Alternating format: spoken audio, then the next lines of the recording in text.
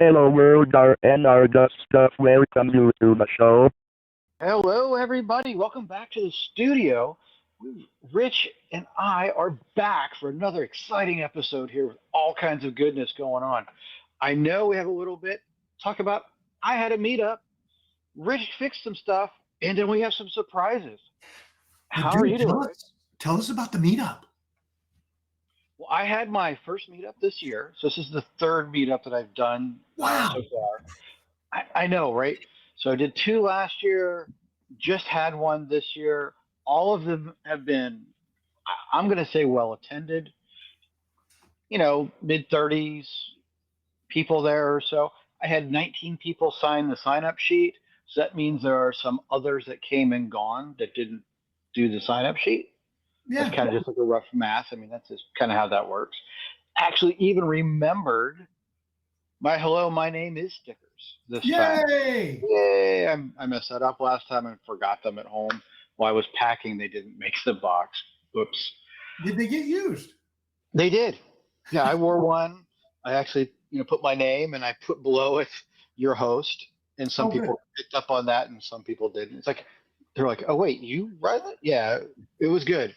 So there was some returning faces, some new faces. Everybody seemed happy from what I could tell. And if they weren't happy, they didn't tell me. So I'm going to call this a big win. We filled the room again. Everyone's got it down to a pattern now, especially the recurring folks, where we roll on in. Nobody was in the room before us this time, so we go get it unlocked. Easy peasy. First 20 minutes, everyone's just grabbing tables and just setting them all up. Some folks have now brought power, like an extension cord, because there's just power around the outside of the room. And we build this row of tables in the center. So he brought extension cord and this big power strip. Very nice. I know. It's like, this is fantastic. Everyone's doing great, and everyone's just stepping up. Yep. They're just coming on out and having a great time. I took my Amiga 600. I know we've talked about that a little bit. Yep. It was its showing. It's worked great. Just using a TV with the composite out, which is fine for playing games. Workbench is a little weird, but it's not the best, right? But the games were fun. We got some 4-player Dynablaster in. For those who don't know what Dynablaster is, you ever played Bomberman on the Nintendo? Dynablaster is the computer port of Bomberman. Oh, that's right. That's right. Yep. And it was fun. We were doing best out of 3, and there was some cheering going on, and like, oh man, I killed myself. You drop a bomb and end up on the wrong side of it in the wall with nowhere to go. Or someone's coming by and like, oh, you're in there doing something and drop a bomb, and they drop a bomb and you don't notice and you can't get out, and you're just dead. So it was really cool. We played first to 3. So as you win a board, you got a little trophy, and the first person to win 3 boards actually won the little competition. We only did 2 of those, but it was really at the end of the event.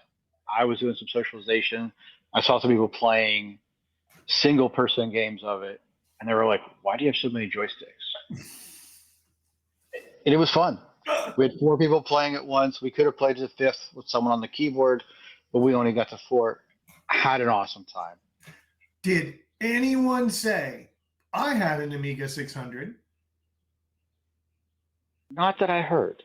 Okay. I feel the answer was going to be no, right? I didn't think anybody would be like, oh, I had one of those. And were people really familiar with it? Or was everyone like, wow, that's how big it is? There were some people like, oh, wow, it's really small and portable. And there were some that are definitely familiar with it. I know a couple of the people there have one or had one. So it's just a neat portable travel thing. And those little crates that you can put file folders in? Yeah. And like take stuff with you. Use them in college all the time, right, as you're stacking stuff. That Amiga 600 fits in that thing. Which means it fits easily in the vault. It fits easily in anything. Anything. It's pretty cool.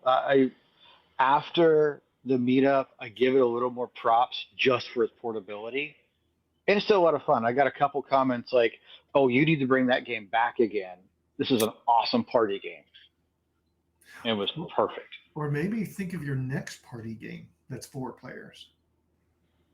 I don't know how many there are. I know there's a couple, but there were not many that used that little adapter.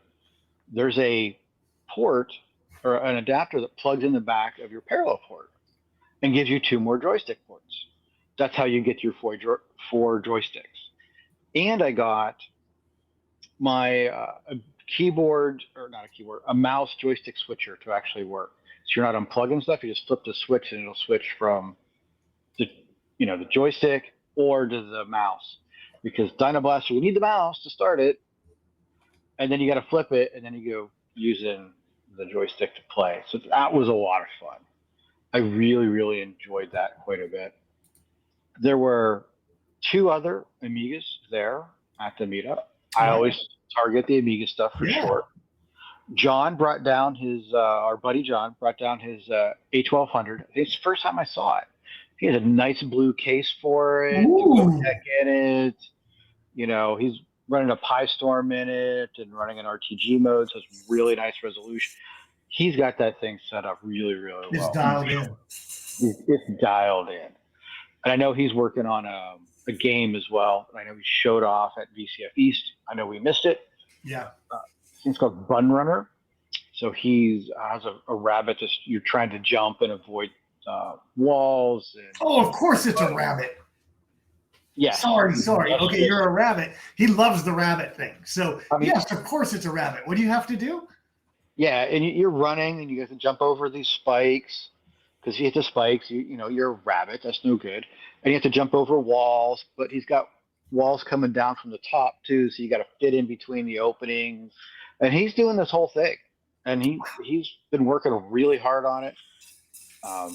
The rabbit thing also goes back to his handle is Industrious Rabbit. Yeah. So that's where that comes from, dear listener. He was showing that off a little bit. He's done an amazing amount of work with that. Super excited about it. And my other buddy, Ethan, he brought his Amiga 3000 UX. So the difference between the Amiga 3000 UX and a normal Amiga 3000 is 2 letters on the front of the case. But the inside is exactly the same. But it was designed to run what's called Amix, Amiga Unix. And he had Amiga Unix running on it. It's an old System 5 version of Unix. It was built around the time to try to court Sun Microsystems, and there were talks with them to be able to sell Amix as an Amiga workstation as a cheaper workstation to be paired with the Sun Big Iron. Unfortunately, Commodore screwed it up, but whatever. But he had it. He has the UX faceplate. I used to own one years ago when we lived in Colorado. Oh, wow. And ended up selling it years ago as I got tired of moving it. It's fine. And then he had it booted into Amiga DOS as well. It'll do boot. So it's really, really cool. I wonder how many of those they really pushed out in the world. Not many. He got this one from someone he knows. I'm not sure if it was a buddy or not, that used it in college here in Virginia. Their engineering department recommended that Amix box for doing college. And that's how he had it. Huh. So it was pretty cool. I think that was in the early 90s. So pretty nice. Nice meetup there in aspect. There now, I always got to hit the Amiga stuff for sure. Place in my heart. Place in your heart. Last episode, we just talked about the SX64. How we just got one, shipped it to you. You had it right before the meetup. We had talked about me keeping it another week and taking it to the meetup just to show off, right? And we decided against it. I wanted to get back into your hands, and we'll talk about that in a little bit. But someone else brought an SX64 to the meetup. What are the odds that that's going to happen? I mean, really, what are the odds? I don't know. But it was really cool. He had it working. he has a little cartridge in it. It had an SD card in it for like different games and stuff. I think that was, what Comes did I with a take? flash cart. Is that what it is? It was like Yeah. this little black and white thing. Okay, that was really cool. And he had like Pig RPG or something. You're this little pig going around. Do it. It was fun. I played it a little bit. I think I sent you a text on Sunday with the name of it after I. It was actually a fun little 64 game. And you got this little pig and you're going around trying to like hack at the monsters and jump around. Really fun. I was super impressed with that. Okay, Pig Quest maybe is what it's called. Maybe it was called Pig Quest. Yep, I needed. It looks like I can get it on itch.io. It looks like it was developed later in life. Yes, it seems like it's. He mentioned it was a later game, just like I thought I heard. I think Amiga Bill or somebody said there were close to 60 new Amiga games released last year. What? So this is in the same span of things that there's new 64 games also, and I know I've seen other games as well, like Dreamcast and all the different systems. People are building retro games. It's amazing. Truly is. Isn't it?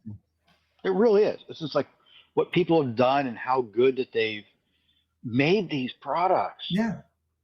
And it's really, really cool being able to use those tools. But there's a wide range of other machines there as well. I don't have my blog write-up done yet, but that will come in the future. If it's not done by the time we drop this, we'll mention it again in a future episode just so I can link it and say here's where you can go get to that. Now, for these tools for building stuff, I know I mentioned a couple episodes ago, I'm working on an email client for my Amiga. Yes. So I'm using some of these more modern tools, using Visual Studio Code on my MacBook, using VBCC as a compiler to do the cross-compilation. I use Amiberry as my Amiga emulator. So I can go, I just type make on my MacBook, automatically builds it and copies it to a location on my disk that Amiberry can get at. Wow. This is really, really cool. So today, as of the day we're recording, I've spent pretty much a good part of the day just trying to get some network stuff to work and been fighting with me doing stupid stuff. So I can actually connect to my IMAP server. I don't authenticate yet, but I can get a connection and I get the string back that said, oh, you've made a connection. So I can read that. So I'm at the point now where I have to go send it my username and password in base64. So I found some code that'll do that I'm just gonna put into my project that's in, I think, the wget project, and I'm gonna annotate that accordingly. But really cool. I was super excited. I was using my MUD actually as my first test case just to see if I could get the login screen to the MUD, and I could. And then I moved over to testing out the IMAP server. So that's good. We're going to continue working through that, and hopefully I'll be able to get it and build the list of emails I have. That's my next step. After that, it'll be like, can I click on one and then have it go get that email and display it to me? And if that works, can I respond to that email and send it somewhere, hopefully to the SMTP server. So I'm running all this, the IMAP and an SMTP server locally inside of a Docker container. So nothing's leaving the internet at this point. I want it to work. And I think I discovered today that I don't have SSL turned on my local Docker IMAP server. So that's next. After all this stuff, the basics work, then I'm going to roll into AMI SSL and try to upgrade my Docker container to actually use an SSL cert. So I can do encrypted email and then get an email client out there, a modern email client out there. It's going to be so bare bones to start with, but just being able to grab the email, respond to it, and send it. My goal is just initially plain text, but Ryan, just to do something. Seriously, back then, things were bare bones. When these applications sometimes were out, me messing around with SwiftCalc, right? I was kind of amazed at some of the features that age of software had, because so many other things were so bare bones. So I think the community would jump on a bare bones encrypted email package they could run on their Amigas while they're hanging out playing Amiga. I'm hoping. I know Yeah. I want to use it. I know initially I'm going to put a signature configuration says sent from my Amiga, just like the iPhone is sent from the iPhone across the bottom. Yeah. That's a goal of mine to put that in there. There's going to be some pretty. It's coming. I still think it's months and months away, but progress is happening. I've learned some things today and did some stupid memory things. It's like, here, I'll run this. Here, it shows it. And my Amiga emulator crashes. Remember, there's no memory protection, just like your SX64. And I think I was just blowing through system memory that I shouldn't have been doing. You're such a coder now. I mean, such a new school coder that you're not worrying about every little memory address. That's, you know what I mean? That's kind of crazy how that works. Oh, I'm totally, like at work, it's just like, yeah, whatever. I have 8 CPUs and 32 gig of RAM, and it's like we're running stuff in Python or whatever, who cares? Now I'm like, all right, I'm actually reading the bytes from the the headers, and I'm breaking things up into 256 byte blocks to save memory. It's like, oh, is there more? Okay, I'll copy what I had to another memory address that's another 256 bytes longer, and then read the next 256, and then clean up the first one. So I'm trying to do it's CPU slower, but I'm trying to save memory. So it's a time versus space problem, right? All right. Hold on. We moved off your meetup so quick. Did you guys do anything afterwards? Oh yeah, I got distracted. Shiny thing. We went out. I know, right? So you'll love this. In standard technologist fashion, we don't make decisions well for where do you want to go to dinner? I don't know. What do you want? What do you want? Yeah. So that happened. Luckily, there was a group of I think 7, 8 of us that decided to go to dinner, because some people, were there to start, left early. Some people just went home, whatever. So it was like 7 or 8 of us. It's like barbecue. Oh, okay. We can do barbecue. And someone says, oh yeah, we can go to Famous Dave's, or like, no, we're not doing that. No, you went to Mission? No, you went to Fred Mission either. He's like, oh, I got Mission by my house. Yeah, we're not going there. Willard's. We went to Willard's. Yes. And it's fantastic. Love it. If you didn't hear us talk about it, go back and listen to the last episode. That was one of the 3 barbecue places we went to, and we've got a full rundown of all the barbecue stuff. Number one value. Not only was it number one, it was number one value. 100%. So it was great comments from that as well. Everyone's like, wow. Alex is do a dinner group, and he's like, how did I not know about this place? And it was really good. So we had a great time there. Dear listener, Ryan hid that from me. All of a sudden I see in the show notes something that says dinner, and I go, what's that about? He never told me about going to Willard's again. Larry, I'm so mad at him. Okay. Well, you just got to come out again. We can go back to Willard's. Come on out. That was great. I'm really happy. There was so much stuff at this meetup. As I said, I will be doing a blog entry about it and sharing photos that I've taken. I know I missed some, but I tried to get a lot of the different tables are there, and I will show those. Sweet. And we'll talk about it when you get the blog entry up again, so everybody knows. Yes. Hit the link in the description below. Right. It's just not there yet. The link I'm going to include, if it's done by the time this drops, it'll be there. Otherwise, it'll just be the link to the meetup itself, which will be the same URL to the next one if you're in the Northern Virginia or DC metro area. So that's fantastic. All right. But highly recommend it. You can come out, go for it. I think that's Did you buy anything at the meetup? Did you pick anything up? Was anybody selling anything? I know you're not supposed to, I should say. No, we're at a library, so we're not allowed to buy and sell. It's part of the deal. Want to keep the library because it's free. And they let us show up, and we had a good time. More importantly, it's free.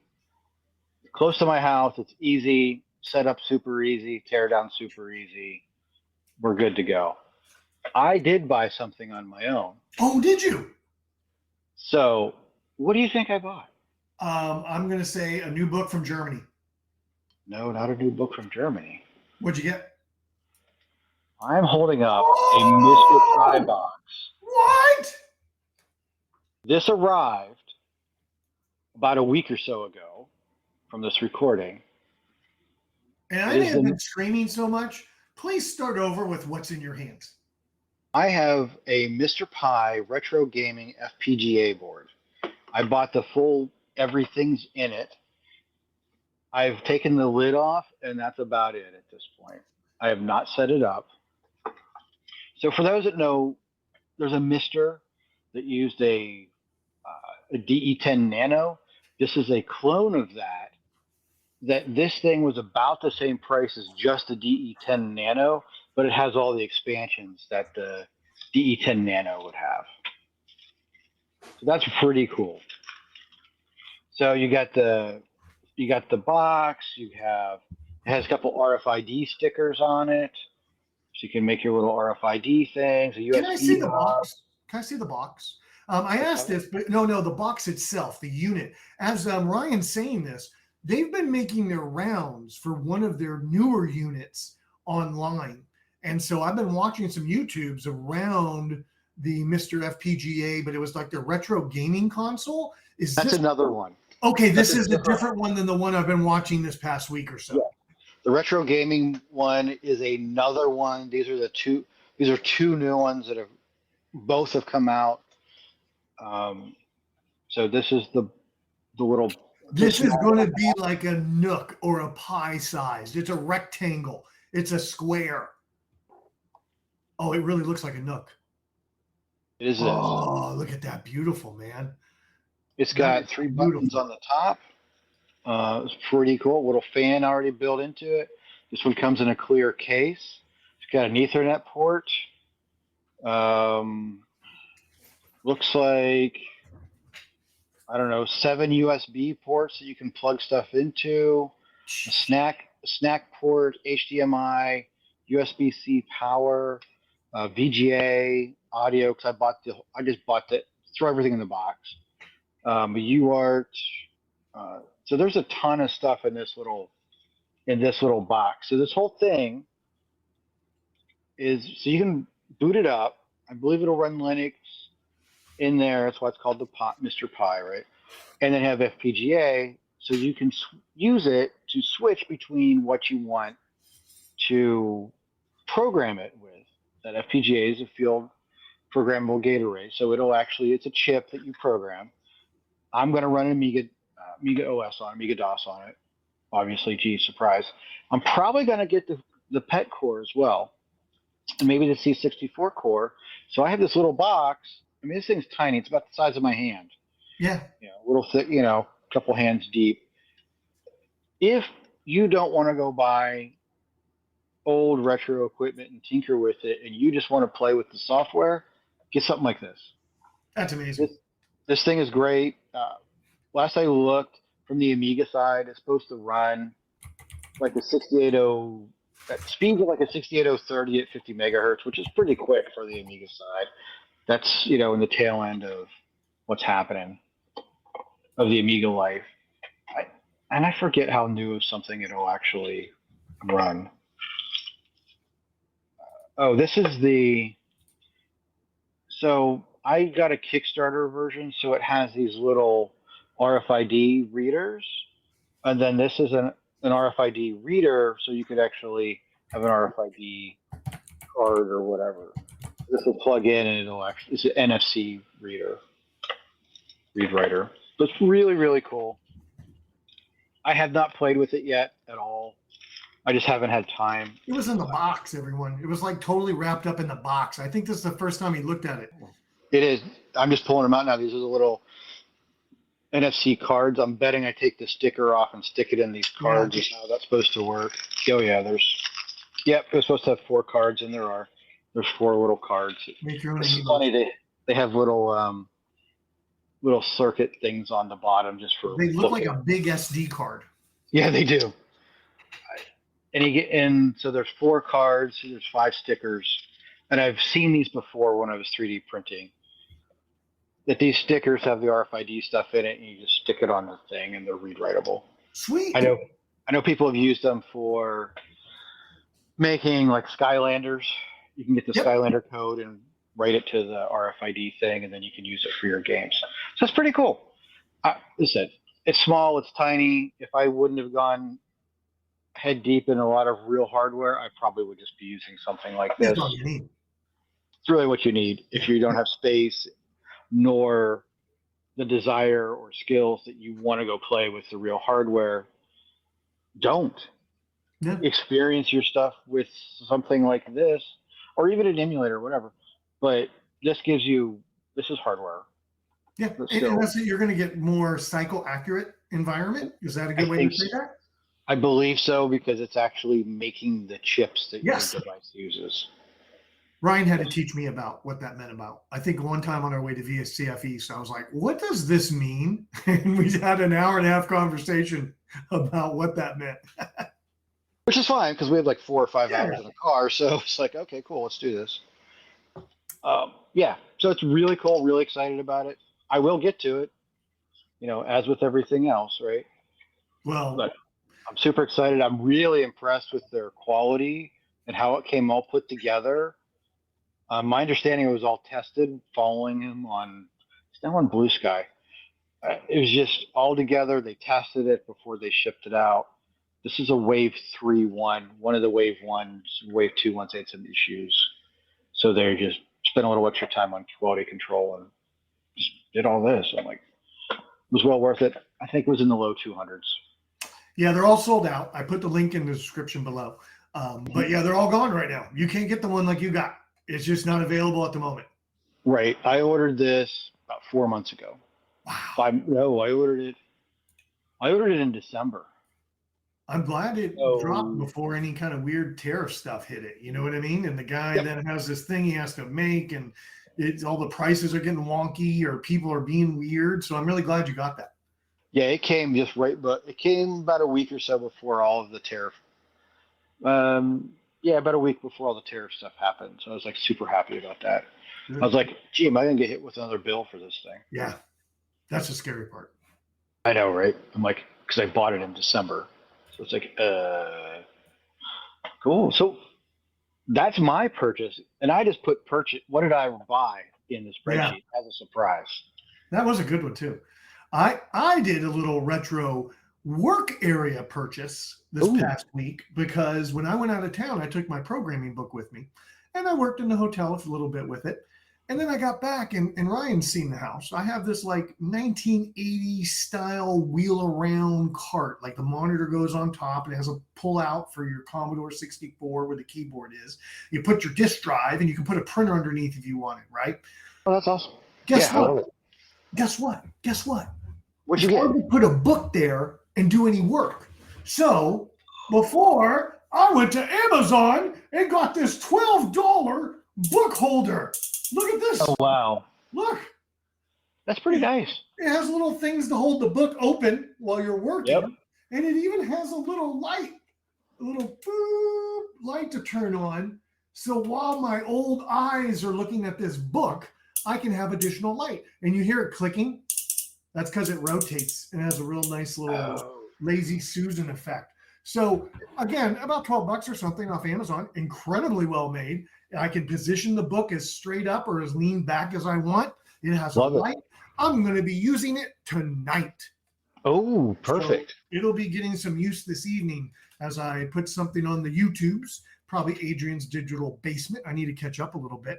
And I will do a little tippy tappies with my new book holder, because when I tried to just use it sitting over there, I was like, this just isn't going to work, right? I was like, what am I going to do? Because with my iDevices, right, I can actually put them up like a book stand. Yes, definitely. Yeah. So that's what I came up with. Good $12. That's pretty good. I like your approach.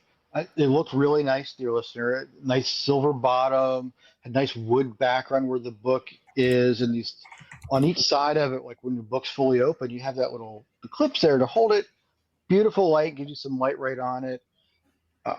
It's a great little device.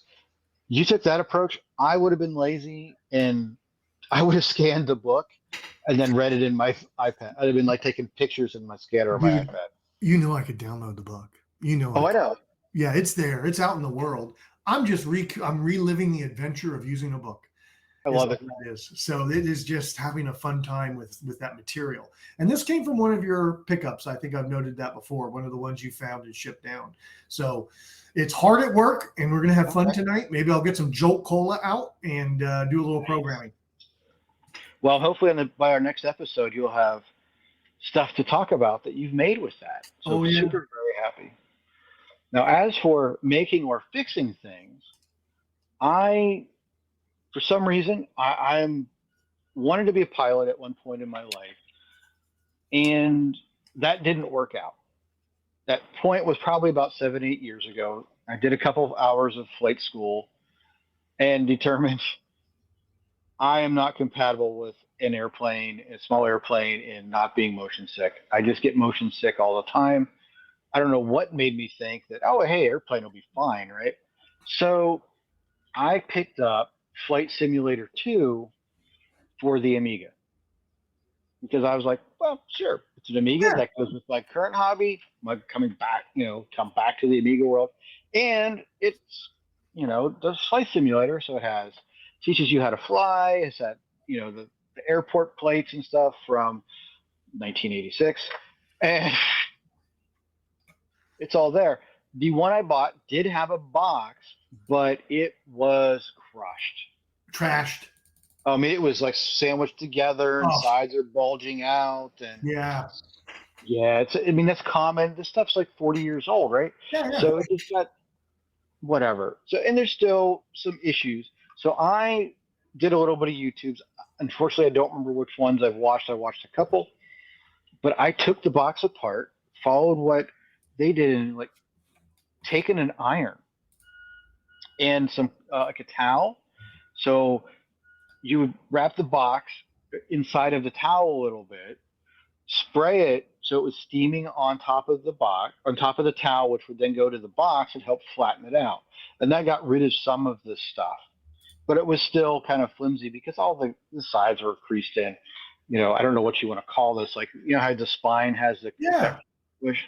So that happened. So now I was trying to be creative and, well, how do I fix that? Or do something about it? So what I did is I took cardstock when it was flattened out and took the edges and made pieces that matched like the edges and glued them inside the box to give them extra strength. Did you make like L brackets out of cardboard? This one has L brackets and of one across the back to give this all support. Kind of like a new plate, like a new flat plate at the bottom.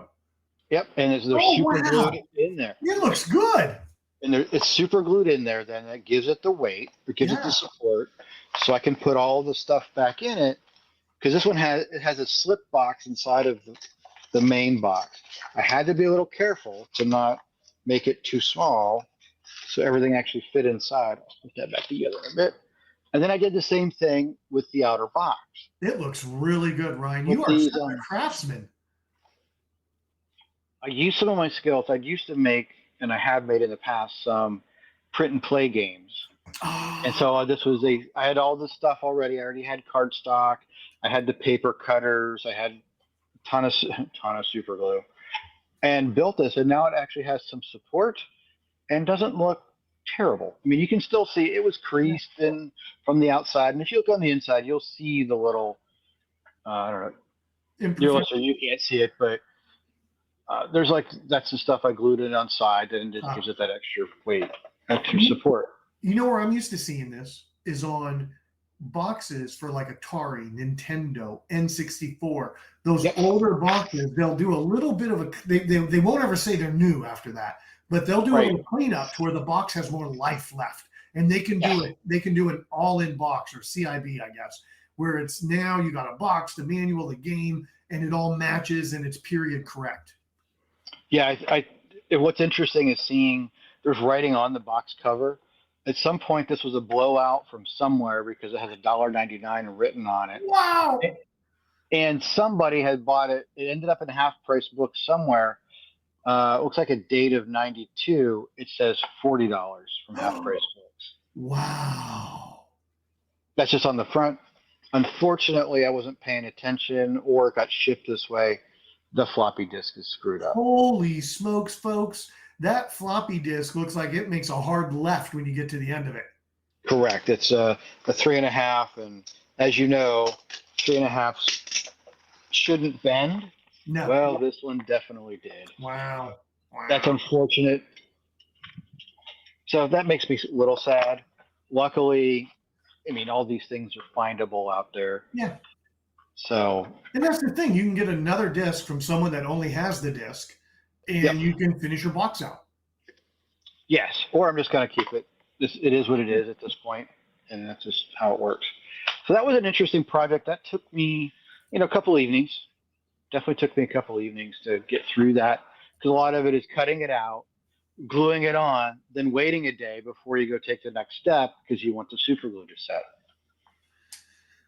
Well, Ryan, I'm happy to report something that I worked on took me a couple days. Now, I'm not as far as you, but the Commodore 64 keyboard to be used with an SX64 is a reality. It's going to work. It's going to work. We talked last time. I broke off. I made my own cable. I broke off. I put pins on the end of the 64 so I could do easy testing, right? Right. Yeah, exactly. Well, it didn't work. And I was like, what the hell did I do wrong? It was like worse than before. So then I go out and get a 64 just to retest the keyboard, thinking I broke the keyboard. Right. I labeled all the pins backwards, brother. Oh, no. It was when I went to put it on the 64 and I got it wired up. I looked at the other 64 cable and I go, why is the black cable pin 1 on that one and it's pin 18 on mine? And then I started looking and went, oh shit, I labeled everything backwards. So then I flipped it all. It worked on the C64. I then flipped it all. It worked on the SX64, but it was really crappy connections because I was putting pins on the end of the keyboard cables. And what showed up today that I'll be working on tonight is a DB25 adapter that uses captive screw connectors for the wires. Oh, that's awesome. So I'm just going to take the little stripped end, put it in where one is, use a little screwdriver and tighten it down to where I don't have to worry about soldering. I don't have to worry about crimping pins. I can get each wire individually in its home, and then the female pins are all solid and tight, and I can plug it into the cable. And now my SX64 will have a C64 keyboard, so I can take it on demo, and people can go, how did you do that? That's pretty cool. I'm going to add a wrench into your system, though. Yeah. You need to insert have a way to insert LEDs in there. So when someone types a key, different LEDs show up based upon what pin or what cable is actually being used. That'll be much later after I figure out how to get the sound to work. Remember, I said a sound problem, and I haven't tested the floppy yet. I'm about to do all that tonight also. This little update to this serial thing to DB25 should be like 10 minutes, and then I should be on to testing. And speaking of this, you're going to be very proud of me about the Ryan SX64. And that's what I'm calling it, folks. Larry, when you find a retro machine and send it to me, I'll call it the Larry computer, just FYI. But the Ryan SX64, we know has a working keyboard. We know has a working drive. We know has working sound. We know is really working. The problem I found is when you look at the keyboard, the right side has gone down into the box. It's like sunk in. So I watched videos, Ryan, and I found one by Rob Clark that's 5 years old on YouTube that does an hour breakdown of taking it apart, cleaning the keys, taking the keys out, cleaning the keys, pulling the membrane, cleaning the membrane, using contact solution, the remote contact stuff we've used in the past, using that to kind of refurbish. I don't think I need to go as far as he did. But Ryan, I want you to know, I'm not going to be out there with a freaking screwdriver trying to cut open this thing. I know exactly how to get it open. I know how to treat it nicely. The guy went over all the parts that break over time to watch out for. So when I go to open the Ryan SX and figure out why that keyboard has dropped down, I guarantee it's a standoff. We both talked about it. The standoff probably broke. When I go to get that fixed, I now know how to get in it. I know how to work around it because, dude, these membrane keyboard things, they're hard. Yeah, they're pain. So if the membrane's dead, I'm at the point of just, if there's a replacement membrane that someone made one, I'm just buying it. Yeah. I'm just done. Yeah. I ain't got time for this. From my initial testing, once I got it on that shorter keyboard cable, there were only, and by the way, the other cable I noticed with the head on it, it doesn't get a good seat. Oh, and so it's not getting good pin connection. But anyways, that's another story for another day. I think I only have a few keys that aren't great, and how many of them might be related to that standoff not being proper, right? So I'm going to test it. I'm going to write down all the keys that don't work. I'm going to get it out, plug it back in because I know I can do that from watching the video. Test it again without the frame giving out while I press a key. Right. And see if I really have a membrane problem. I don't think I have a membrane problem. I think it needs to be cleaned up. It needs to have proper supports, and I bet you it's going to be fine. That's awesome. I'm looking forward to hearing about how this goes. Very happy that this is the route we're going down through. This will be a great story. It'll be a great comeback to. You're just happy I prepped. You're just happy I didn't go out there and start hacking on it. If you hack on that keyboard, I will fly down there and gib slap you. I know. I was sitting there and I was like, really, this is the first machine I've had that really needs to be taken care of. Everything else I've bought, I've kind of bought almost as junk, right? That I've bought. You've sent me some things that are really pristine. But other things I've bought, I just kind of bought like, let's see what happens. Salvation Army, stuff like that. And you don't know if it works. And I haven't bought anything really high priced. So this is the first really good. Well, the pet's back there. Someday I'm going to work on that pet too. We get that fixed. Lots of projects. Lots of projects, man. Lots of projects. But that wraps me up, Ryan. That's kind of all I got. You got anything else going on? This has been a great episode. We've had a lot going on, from the meetup to some programming stuff. You're going to be doing some programming, toys we bought, and the SX64 is alive. Yes. It's been an amazing, amazing episode. Thank you all for following along, and we'll catch you at the next one. Bye.